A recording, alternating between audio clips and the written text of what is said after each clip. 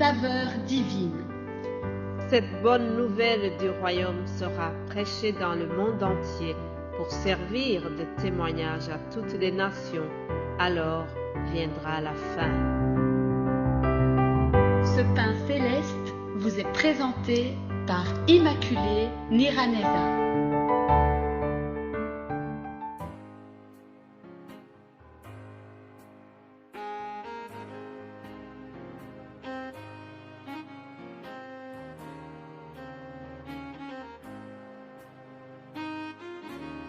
Shalom, shalom, chers amis, vous tous qui écoutez l'émission Saveur divine, que la paix de notre Seigneur envahisse vos familles, vos cœurs, que la paix de Christ règne parmi vous. Voilà mon plus cher souhait pour vous. Je bénis l'Éternel pour ce jour qui s'ouvre encore. C'est ici la journée que l'Éternel a faite. Qu'elle soit pour nous un sujet d'allégresse et de joie. Je vous souhaite vraiment que cette journée vous apporte la bénédiction. De ma part, je remercie Dieu parce qu'il m'a donné la vie. La vie, c'est un cadeau, chers amis. Aujourd'hui, je bénis le Seigneur spécialement pour mon anniversaire.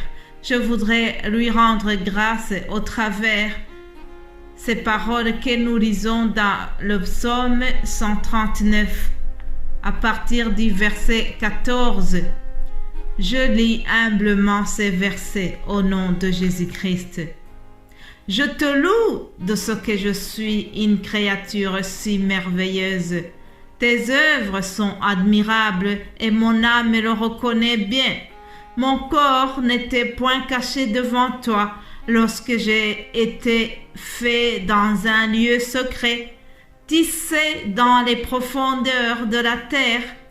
Quand je n'étais qu'une masse informe, tes yeux me voyaient, et sur ton livre étaient tous inscrits les jours qui m'étaient destinés avant qu'aucun d'eux existe. Alléluia, alléluia. Les jours que le Seigneur m'a destinés étaient inscrits dans le livre de vie. Alléluia. Nous sommes tous inscrits quelque part. Oui, Dieu nous connaît depuis que nous sommes dans le sein de notre mère. Nous ne sommes pas des numéros. Je bénis le Seigneur pour mes années de vie. Je bénis le Seigneur de ce qu'il m'a donné le salut, de ce qu'il m'a préservé pendant autant d'années, et surtout, je le remercie de m'avoir fait confiance en m'établissant pour parler de sa part, pour élargir le royaume de Dieu. Alléluia, que toute la gloire lui revienne. Si vous avez suivi la saveur divine d'hier, nous avons dit que nous devons rechercher la paix. La paix, c'est quelque chose qui doit être recherché. La Bible nous dit dans Psaume 34 au verset 13, quel est l'homme qui aime la vie, qui désire la prolonger pour jouir du bonheur? Préserve ta langue du mal et tes lèvres de paroles trompeuses. Éloigne-toi du mal et fais le bien. Recherche et poursuis la paix. Je répète cette phrase, ce verset 15. Éloigne-toi du mal et fais le bien. Recherche et poursuis la paix.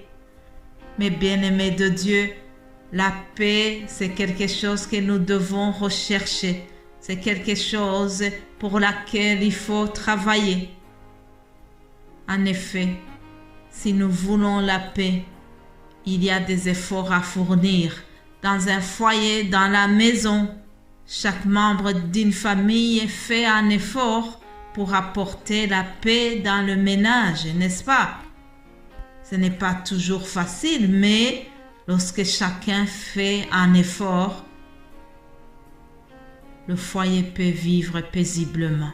Il y a un effort à fournir pour vivre dans la paix.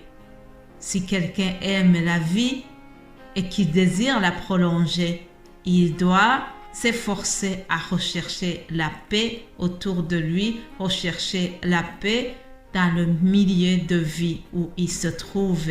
Alléluia. Chers amis, je vous ai souvent enseigné que la Bible est un livre de vie. Ce n'est pas seulement un livre à lire, mais c'est un livre à vivre. La Bible est remplie des idées qui nous disent, qui nous expliquent comment vivre en paix les uns avec les autres et surtout comment préserver cette paix. Le serviteur de Dieu, Paul, s'adressant aux Colossiens, il leur a dit: supportez-vous les uns les autres. Et si l'un a un sujet de se plaindre de l'autre, pardonnez-vous réciproquement. Ah, voilà le pardon qui revient encore. La notion de se pardonner. Hier, je vous ai dit que nous devons nous pardonner les uns les autres. Rappelez-vous, je vous ai parlé encore une fois de l'histoire de Joseph, comment Joseph a pardonné à ses frères. Ça, c'est un moyen de rechercher la paix. Paul a continué en leur disant qu'ils doivent revêtir de l'amour. L'amour qui est le lien de la perfection.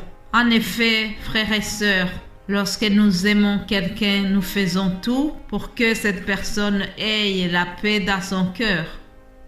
Nous allons faire un effort pour qu'elle soit à l'aise. On va faire un effort pour que cette personne puisse vivre tranquillement. On ne va pas lui mettre les bateaux dans les roues. On va plutôt lui faciliter la vie aussi longtemps que nous pouvons le faire. L'apôtre Paul, s'adressant aux Colossiens, il a énuméré toute une série d'attitudes. Alors, lorsqu'il est arrivé au verset 15, Colossiens 3,15, il a dit ceci: « Et que la paix de Christ, à laquelle vous avez été appelés pour former un seul corps, règne dans vos cœurs. » Alléluia. Que la paix de Christ, à laquelle nous avons été appelés, règne dans notre cœur.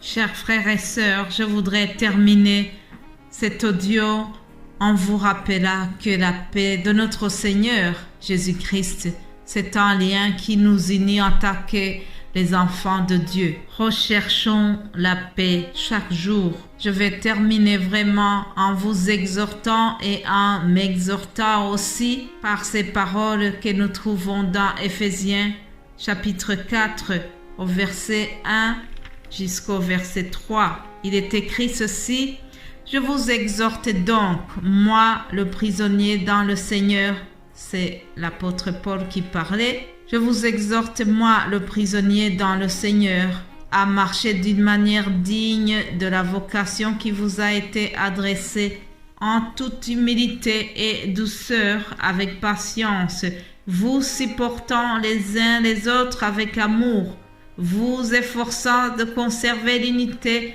de l'esprit par le lien de la paix. » Alléluia.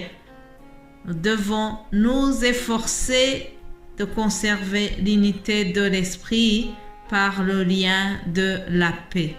Il y a un effort à fournir, chers amis. Que la paix de notre Seigneur Jésus-Christ accompagne votre journée.